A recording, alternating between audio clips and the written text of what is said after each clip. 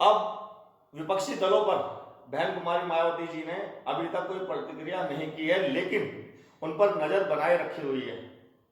वो क्या कर रहे हैं, कैसे चाल चल रहे हैं, कैसे एक हो रहे हैं, बहन जी को वो सारी चीजें पता हैं, उन पर नजर बना रखी है। और 3 महीने से लगातार बहन जी मेहनत कर रही हैं। 2024 की चुनाव की तैयारी अभी से कर रखी है। 3 राज्यों में चुनाव हो रहे हैं, वहां पे आकाश आनंद जी और पूरी टीम उनकी लगी हुई है। वहां बहन जी का प्लान है कि ज्यादा से ज्यादा उनकी सीट आ सके, और बहुत अच्छा रिस्पॉन्स तीनों राज्यों में मिल रहा है, और तेलंगाना में भी बहुत अच्छा रिस्पॉन्स उनको मिल रहा है। तो बहन जी ने अभी से 2024 की तैयारी शुरू कर दी है। 8 महीने 10 महीने पहले ही लगातार वो मीटिंग पे मीटिंग कर रही हैं, बैठक पे बैठक कर रही हैं। कब दिल्ली में होती हैं वो, कब लखनऊ में होती हैं, किसी को कुछ पता नहीं चल रहा, लेकिन लगातार अपने जनाधार को बढ़ाने की कोशिश जमीनी स्तर से करनी शुरू कर दी है। उत्तर प्रदेश में सारे जिलाध्यक्ष को या पदाधिकारियों को उन्होंने अदला बदली कर दी है, और सख्त आदेश दे दिए गए हैं कि अपना अपना जनाधार बढ़ाना है। घर में बैठकर राजनीति नहीं करनी, सड़कों पर जाकर राजनीति कीजिए और जनाधार को बढ़ाइए।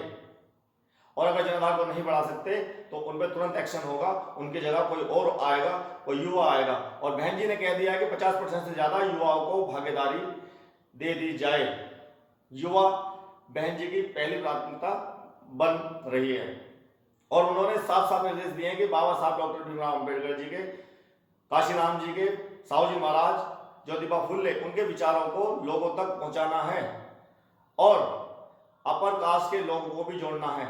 जैसा कि सर्वजन हिताय सर्वजन सुखाय बहन जी का नारा है, उसमें बहन जी सारे नेताओं को लेकर चलती है, सारी मतलब कैटेगरी को लेकर चलती है।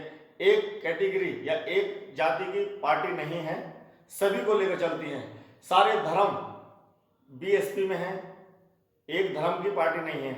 एससी एसटी ओबीसी जनरल सारे लोगों को बहन जी ने पहले भी जोड़ा है, और जोड़ने का काम और तेजी से शुरू कर दिया है। बहन जी के आदेश हैं कि सारी जातियों से लोगों को रखना है, हमें मानवतावादी राजनीति करनी है, हमें संविधानवादी राजनीति करनी है, हमें अम्बेडकरवादी राजनीति करनी है। ये बहन जी के पहले से निर्देश हैं। और बहन जी धर्म की राजनीति से हटकर राजनीति करती हैं। जो लोग धर्म के नाम पर एक दूसरे को लड़ाना चाहते हैं, लड़ाते हैं, बहन जी उनसे बिल्कुल दूर रहती है। और मेरी बहुत लोगों से बात होती है, अपर कास्ट के लोगों से बात होती है जो बीजेपी को वोट करते हैं, वो भी बहन जी की तारीफ करते हैं कि जब बहन जी का कार्यकाल था तो बहन जी का जो शासनकाल रहा उससे उत्तम शासनकाल किसी का नहीं रहा।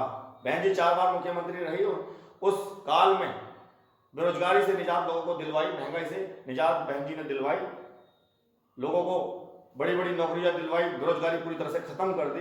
तो बहन जी के कार्यकाल को आज भी लोग जानते हैं। और कानून व्यवस्था की बात करें तो बहन जी के कार्यकाल में जो कानून व्यवस्था थी वो किसी भी काल में नहीं रही। ये मैं नहीं कह रहा, ये एससी वाले, एसटी वाले, ये ओबीसी वाले नहीं, बल्कि जनरल कास्ट वाले वो व्यक्ति कह रहे हैं जो बीजेपी को वोट देते हैं।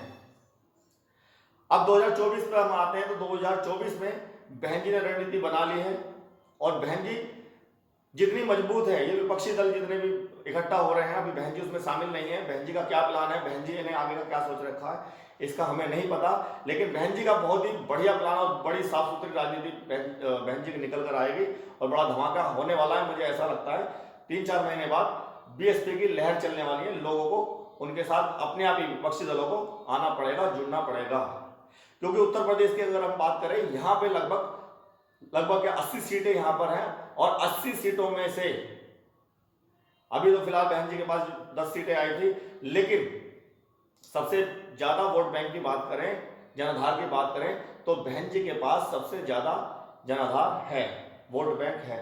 बीजेपी और सपा के पास इतना वोट बैंक नहीं है उत्तर प्रदेश में जितना बहन जी के पास है। और सिर्फ उत्तर प्रदेश ही नहीं, लगभग 13-14 राज्यों में बहन जी के पास बहुत ही बढ़िया वोट बैंक है, बहुत ज्यादा जनाधार है, जहां लोग जमीनी स्तर से लोग जुड़े हुए हैं। तो 2024 में विपक्षी दल जितने भी जुड़े हुए हैं उनको बहन जी को लेकर आगे चलना पड़ेगा, और बहन जी को ही प्रधानमंत्री का चेहरा घोषित भी करना पड़ेगा। अभी विपक्षी दल से जब बात कर रहे हैं, न्यूज वाले पूछ रहे हैं कि आपका नेता कौन है, अभी तो बहन जी शामिल नहीं है। मुझे लगता है कि जिस दिन अगर शामिल हो गई, या ये बहन जी के पास आए, और आना चाहिए इनको, क्योंकि बहन जी के पास जो वोट बैंक है वो किसी के पास नहीं है, और बहन जी की जो छवि है वो दूसरी पार्टियों के मुकाबले बहुत ही साफ सुथरी है। तो बहन जी, मुझे लगता है कि विपक्ष का बहुत ही बेहतरीन, बहुत ही अच्छा चेहरा हो सकती हैं और प्रधानमंत्री की दावेदार रह सकती हैं।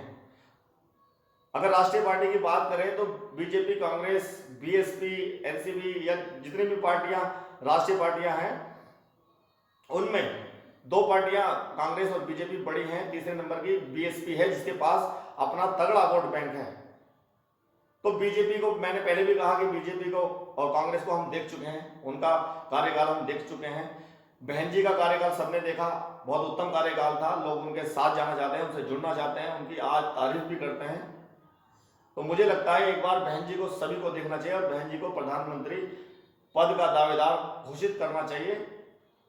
और बहन जी, अगर ये विपक्षी दल सारे मिलकर बहन जी को प्रधानमंत्री पद का दावेदार घोषित करते हैं, मुझे लगता है कि जो बहुजन समाज है, एससी, एसटी, ओबीसी, माइनॉरिटी और वो लोग जनरल में जितने भी लोग बहन जी के कार्यकाल से खुश हैं, वो मुझे लगता है वो बहन जी को पसंद करेंगे और बहन जी प्रधानमंत्री बनेगी और देश में मानवता कायम होगी।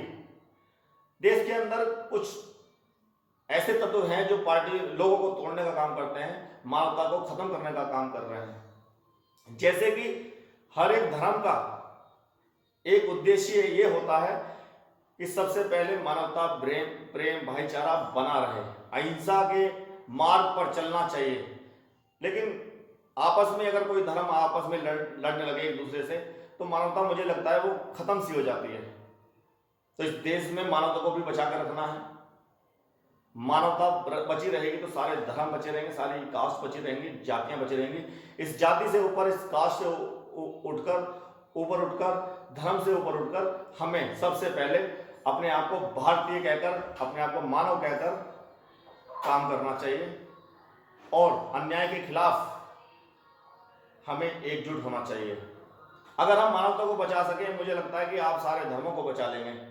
बाबा साहब ने संविधान बनाकर सारे धर्मों को देश के एक माला में मोतियों की तरह ऐसे पिरोया है और इतनी खूबसूरत माला बनाई हुई है, लेकिन कुछ लोग इसको तोड़ने में लग रहे हैं। इस माला को हमें बचा के रखना है और ये माला बची रहेगी तो प्रेम, भाईचारा, देश की अखंडता बनी रहेगी और हम इस माला को, इस भाईचारे को, इस देश की अखंडता को किसी को तोड़ने नहीं देंगे। तो मेरे देश के सभी बुद्धिजीवियों से, चाहे वो किसी भी कास्ट के, किसी भी धर्म के हैं, सबसे पहले जो मानव समझते हैं अपने आप को, बाद में किसी धर्म का, किसी जाति का समझते हैं, उन मानवतावादी लोगों से मेरी अपील है कि देश में मानवता के लिए संघर्ष करें, अन्याय के खिलाफ खड़े होकर संघर्ष करें और मानवता को बचाएं, इस देश को बचाने का काम करें। जय भीम, आदाब, नमस्कार, सत श्री अकाल, नमो बुद्धाय।